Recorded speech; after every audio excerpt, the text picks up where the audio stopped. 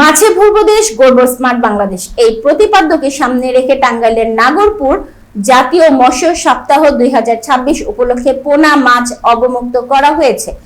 নাগরপুর উপজেলার প্রতিনিধি মোহাম্মদ মহিউদ্দিন মহিম জানান, রবিবার সকাল 10:30টার দিকে উপজেলা একটি জলাশয়ের পোনা মাছ অবমুক্তির মাধ্যমে কার্যক্রম আয়োজন করা হয়। অনুষ্ঠানে প্রধান অতিথি হিসেবে উপস্থিত ছিলেন টাঙ্গাইল 6 আসনের সংসদ সদস্য রবিউল আউয়াল লাভলু। অনুষ্ঠানে সভাপতিত্ব করেন নাগরপুর উপজেলা নির্বাহী কর্মকর্তা লিখন বণিক।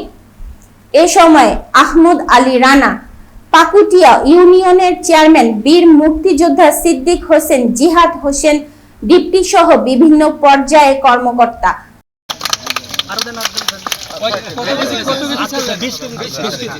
ঠিক আছে।